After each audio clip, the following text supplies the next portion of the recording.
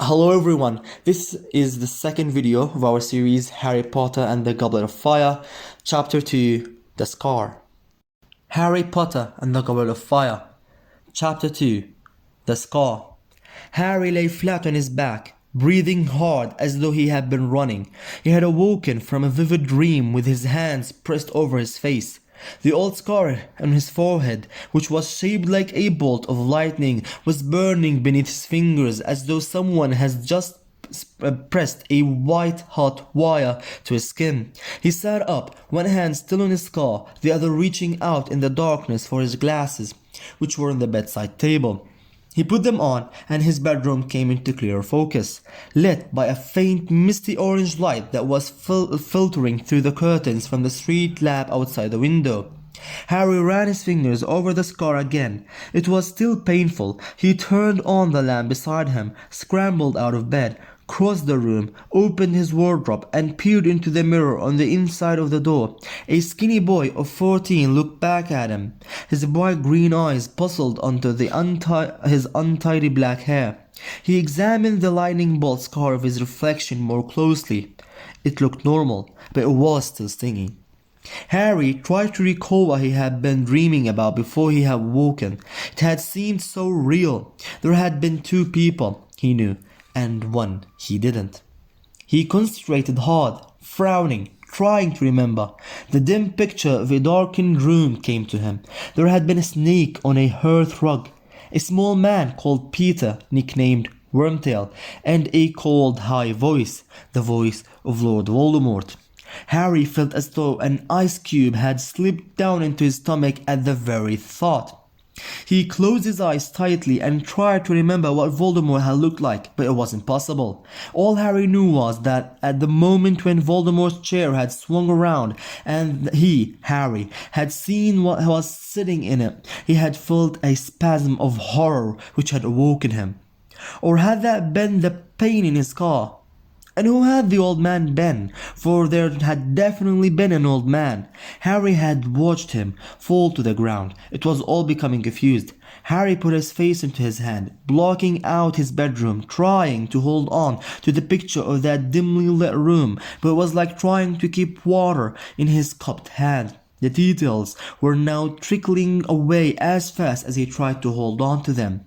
Voldemort and Wormtail had been talking about someone they had killed, though Harry could not remember the name, and they had been plotting to kill someone else. Him. They took his face out of his hand. Harry took his face out of his hands, opened his eyes, and stared around his bedroom as though expecting to see something unusual there. As it happened, there were an extraordinary number of unusual things in this room. A large wooden trunk stood open at the foot of his bed, revealing a cauldron, broomstick, black robes, and assorted spellbooks. Rolls of parchment littered that part of his desk that was not taken up by the large empty cage in which his snowy owl, Hedwig, usually perched. On the floor beside his bed, a book lay open. He had been reading it before he fell asleep the previous night. The pictures in the book were already moving. We were all moving. Men in bright orange robes were zooming in and out of sight on broomsticks, throwing a red ball to each other. Harry walked over to this book, picked it up, and watched one of the wizards score a spectacular goal by putting the ball through a 50-foot high hoop. Then he snapped the book shut. Even Quidditch, in Harry's opinion, the best sport in the world, couldn't distract him at the moment. He placed Flying with the Cannons on his bedside table, crossed to the window, and drew back the curtains to survey the street below. Private Drive looked exactly as respectable suburban street would be expected to look in the early hours of Saturday morning. All the curtains were closed. As far as Harry could see through the darkness, there wasn't a living creature in sight, not even a cat. And yet, Harry went restlessly back to his bed and sat down on it, running a finger over his scar again. It wasn't the pain that bothered him. Harry was no stranger to pain and injury. He had lost all the bones from his right arm once, and had them painfully regrown in one night. The same arm had been pierced by a venomous foot-long fang not long afterwards. Only last year Harry had fallen 50 feet from an airborne broomstick. He was used to bizarre accidents and injuries. They were unavoidable if you attended Hogwarts School of Witchcraft and Wizardry and had a knack for attracting a lot of trouble. No, the thing that was bothering Harry was that the last time a scar had hurt him, it had been because Voldemort had been close by. But Voldemort couldn't be here now. The idea of Voldemort lurking in Private Drive was absurd, impossible. Harry listened closely to the silence around him. Was he half expecting to hear the creak of a stair or the swish of a cloak? And then he jumped slightly as he heard his cousin Dudley give a tremendous grunting snore from the next room. Harry shook himself mentally. He was being stupid. There was no one in the house with him except Uncle Vernon, Aunt Petunia, and Dudley, and they were plainly still asleep. Their dreams untroubled and painless.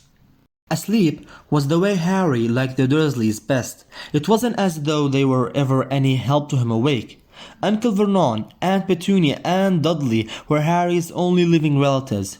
They were muggles, non-magic people, who hated and despised magic in any form, which meant that Harry was about as welcome in their house as dry rot. They had explained away Harry's long absence at Hogwarts over the last 3 years by telling everyone that he went to St. Brutus Secure Center for incurably criminal boys. They knew perfectly well that, as an underage wizard, Harry was not allowed to use magic outside Hogwarts, but were still apt to blame him for anything that went wrong about the house. Harry had never been able to confide in them or tell them anything about his life in the wizarding world. The very idea of going to them when they awoke and telling them about his skull hurting him and about his worries about Voldemort was laughable. And yet, it was because of Voldemort that Harry had come to live with the Dursleys in the first place. If it hadn't been for Voldemort, Harry would not have had the lightning scar on his forehead. If it hadn't been for Voldemort, Harry would still have had parents. Harry had been a year old the night that Voldemort, the most powerful dark wizard for a century, a wizard who had been gaining power steadily for 11 years, arrived at his house and killed his father and mother. Voldemort had then turned his wand on Harry. He had performed the curse that had disposed of many full-grown witches and wizards in his steady rise to power, and incredibly, it had not worked. Instead of killing the small boy, the curse had rebounded upon Voldemort. Harry had survived with nothing but a lightning-shaped cut on his forehead. And Voldemort had been reduced to something barely alive, his powers gone, his life almost extinguished. Voldemort had fled. The terror in which the secret community of witches and wizards had lived for so long had lifted. Voldemort's followers had disbanded, and Harry Potter had become famous. It had been enough of a shock for Harry to discover on his 11th birthday that he was a wizard. It had been even more disconcerting to find out that everyone in the hidden wizarding world knew his name. Harry had arrived at Hogwarts to find that heads turned and whispers followed him wherever he went, but he was used to it by now. At the end of his summer, he would be starting his 4th year at Hogwarts, and he was already counting the days until he would be back at the castle again. But there was still a fortnight to go before he went back to school. He looked hopelessly around his room again, and his eyes paused on the birthday cards his 2 best friends had sent him at the end of July. What would they say if he wrote to them and told them about his car hurting? At once, Hermione Granger's voice filled his head, shrill and panicky. "Your scar hurt, Harry. That's really serious. Write to Professor Dumbledore, and I'll go check common magical ailments and affections. Maybe there's something in there about cursed scars." Yes, that would be Hermione's advice. Go straight to the headmaster of Hogwarts, and in the meantime, consult a book. Harry stared out of the window at the inky blue-black sky. He doubted very much whether a book could help him now. As far as he knew, he was the only living person to have survived a curse like Voldemort's. It was highly unlikely, therefore, that he would find his symptoms listed in common magical ailments and affections. As for informing the headmaster, Harry had no idea where Dumbledore went during the summer holidays. He amused himself for a moment, picturing Dumbledore with his long silver beard, full-length wizard's robes, and pointed hat, stretched out on a beach somewhere, rubbing suntan lotion into his long crooked nose. Wherever Dumbledore was, though, Harry was sure that Hedwig would be able to find him. Harry's owl had never yet failed to deliver a letter to anyone, even without an address. But what would he write? Dear Professor Dumbledore, sorry to bother you, but my scar hurts this morning. Yours sincerely, Harry Potter.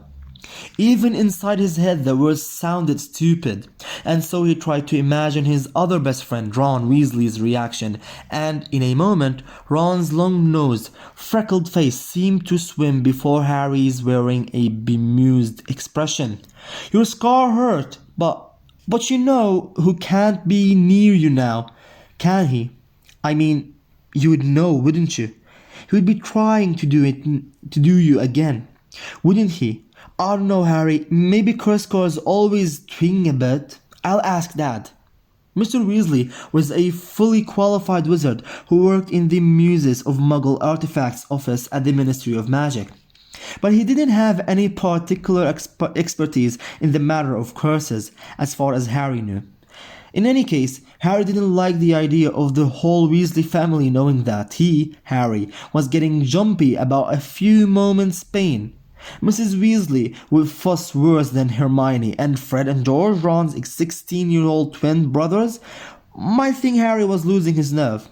Then Weasleys were Harry's favorite family in the world. He was hoping that they might invite him to stay in any time now. Ron had mentioned something about the Quidditch World Cup, and he somehow didn't want his visit punctuated with anxious inquiries about his scar. Harry kneaded his forehead with his knuckles. What he really wanted, and it felt almost shameful to admit to himself, was someone like a parent, an adult wizard whose advice he could ask without feeling stupid, someone who cared about him, who had had experience of dark magic. And then the solution came to him. It was so simple and so obvious that he couldn't believe it had taken so long. Sirius. Harry leaped up from the bed, hurried across the room, and sat down at his desk. He pulled a piece of parchment towards him, loaded his eagle-feathered quill with ink, wrote, Dear Sirius, then paused, wondering how best to phrase his problem, and still marveling at the fact that he hadn't thought of Sirius straight away. But then perhaps it wasn't so surprising. After all, he'd only found out that Sirius was his godfather 2 months ago. There was a simple reason for Sirius's complete absence from Harry's life until then.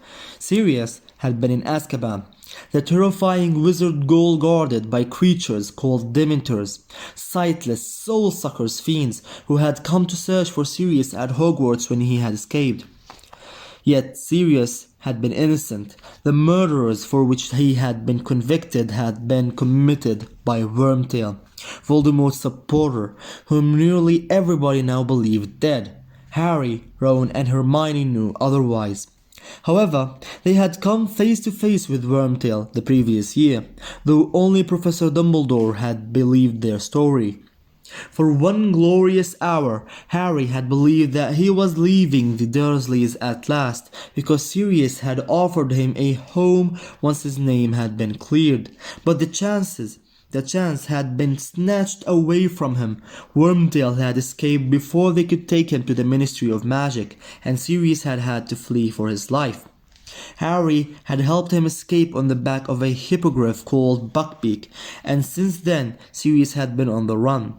The home Harry might have had if Wormtail hadn't escaped had been haunting him all summer. It had been doubly hard to return to the Dursleys knowing that he had so nearly escaped them forever. Nevertheless, Sirius had been of some help to Harry. Even if he couldn't be with him, it was due to Sirius that Harry now had all his school things in his bedroom with him.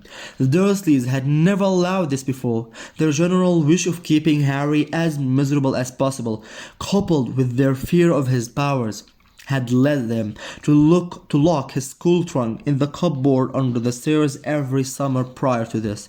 But their attitude had changed since they had found out that Harry had a dangerous murderer for a grandfather.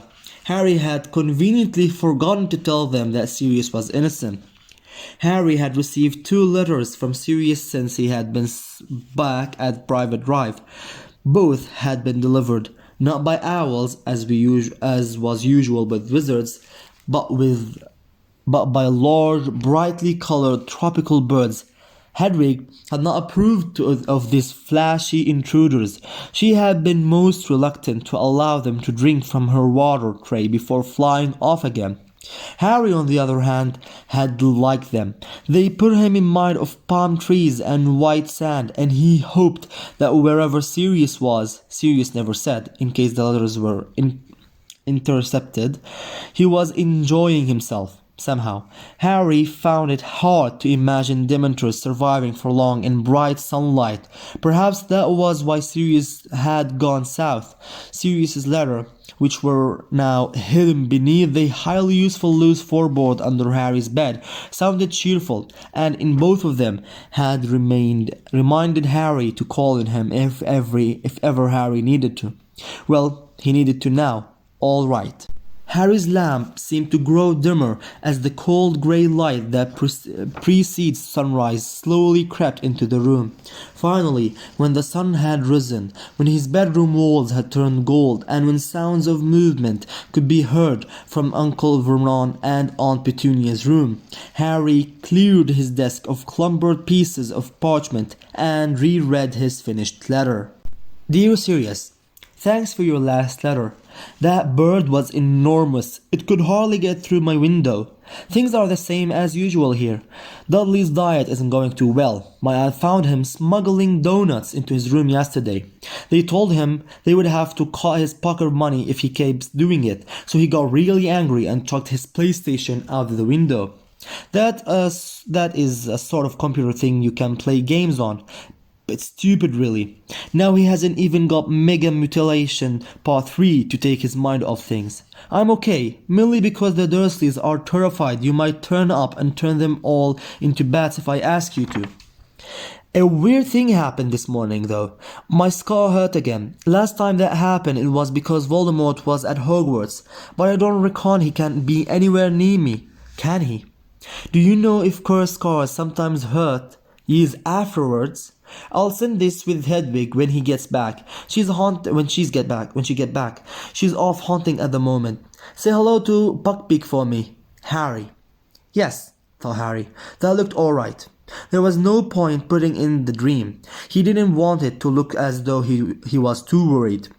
He folded the parchment up and laid it aside on his desk, ready for when Hedwig returned.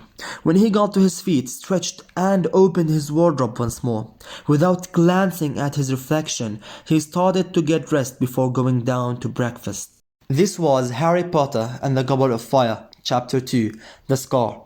In the next video, we'll read Chapter 3, The Invitation.